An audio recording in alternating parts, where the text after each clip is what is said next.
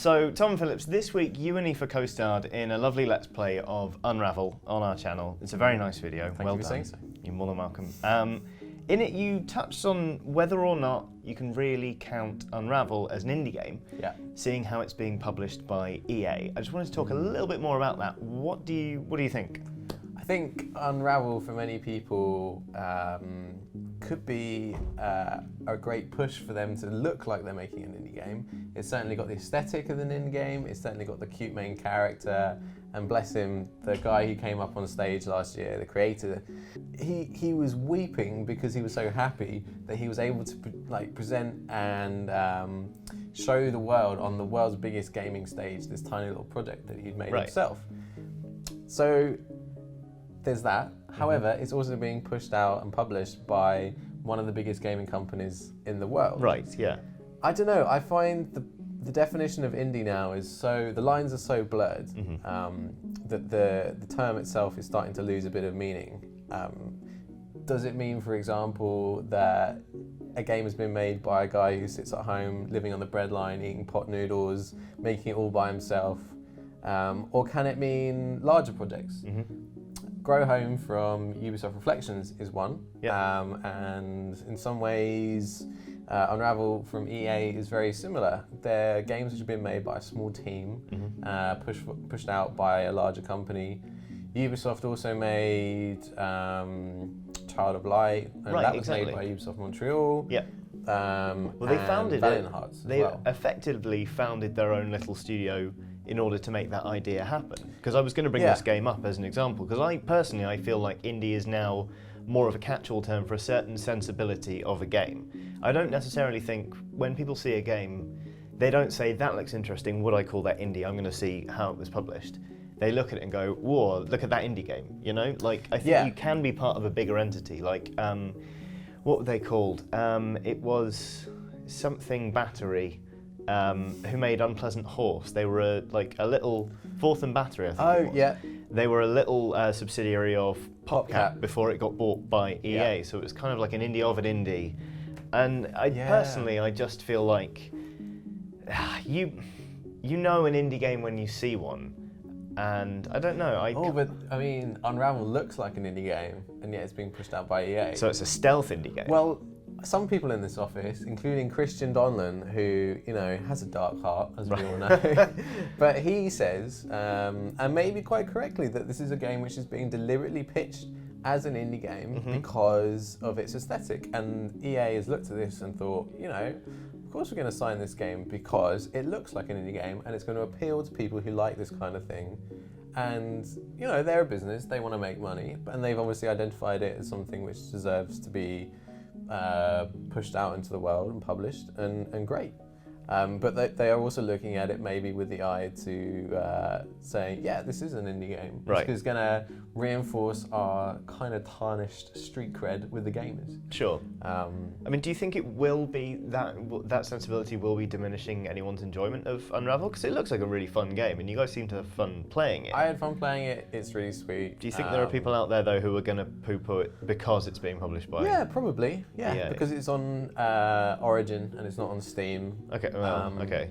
I mean, there were people who didn't want to play Child of Light just because it was a Ubisoft Montreal game. Right. I find that a bit silly. I think, for me, if you want to play Unravel and you think it looks good, play it. Right. EA, you could make the great argument that they're not the best publisher in the world when they have a track record of closing down studios, which they didn't manage to get turning a profit.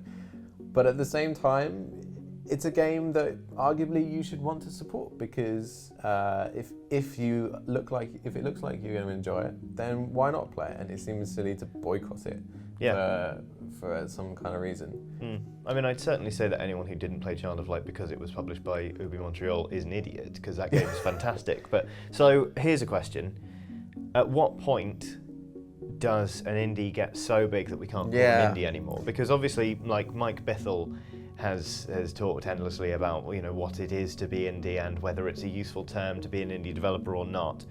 And well, my Bithell talks endlessly anyway. Well, yes, of course, but has it got to the point now where, with the launch of Volume and stuff, has he gathered so much momentum that he is a different entity, or?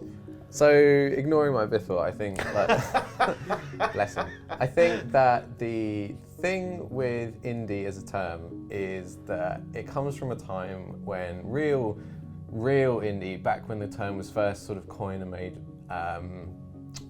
popular, was the guy who sat at home in his bedroom eating those pot noodles. Okay. And now the industry has moved on to a stage where you used to have indie kind of middle tier developers, the kind of ones I'm talking about, now the ones that are now defunct, Acclaim, THQ, that kind of thing. Right. They wouldn't make the AAA games. They would make sort of like the franchises which came out every so often, Red Faction, that kind of thing. Never going to be top of the charts, but solid games. And then there was the AAA, EA, Ubisoft, Activision. The middle of the market has really dropped out. I think, you're right. And indie is now being applied to a much wider section of the games market, because there are lots of people who used to work in that middle section which have now gone to form smaller projects. There was a studio in Brighton actually where Eurogamer is based called BlackRock. And it famously made some very good racing games. So when that fell apart, it then, like, the people inside it all went off to form their own little indie outfits, and they were called like the Black Pebbles because they formed from the Black Rock. So, and I think this is what's happening now. And you have all these people who aren't just one guy alone in their bedroom. They're actually sort of 5-10 guys with a lot of experience, and actually sometimes quite a bit of money behind them, because they know people in the industry, because they've worked in the industry, they've like grafted in it for 20-30 odd years. Ukulele's developer Platonic is another example of this. They're a powerhouse. Yeah, those guys are immensely talented. Like, when I went to see them last year, there were 10 of them in this small little room, not much bigger than the room we're in now, like really cramped close together, and you're thinking, God, like, this is an actual indie. But you look at their CVs. There's over 100 years at Rare between them. They are all like senior people at Rare, and they've come in and they know what they're doing, and they're obviously having to work probably a lot more harder now, working day to day building this game between them, and they've expanded a little now, sure. But than they were back at Rare, and they're able to do that because they have all that experience. Do you call that indie? I mean, yes, you would, because they're 10 guys in a room, but also they got all this money from crowdfunding, they've got all of this experience.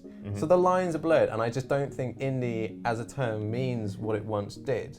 So to call a project indie, it's more difficult, and I don't think you can be as exclusionary as you once could, being like, no, that's not indie. Well, I think, the definition, we could sit here for another hour and talk about it, but why don't you put us out of our misery? Tell us what you think indie means, or what it means to you. Is it just people eating pot noodles? Other noodle-based snacks are available. Thanks for watching and subscribing, and we'll see you soon. Oh, look! Here he is. He's so this is so the very cute. beginning of the very first level. There was a cutscene before this, but I've kind of skipped it out because... Oh, look, he's scratching his head. Oh, he's a little woolly bum. That is what? This is going to be my entire experience of this game. Just going, no. Look at his little woolly bum. His little woolly bum.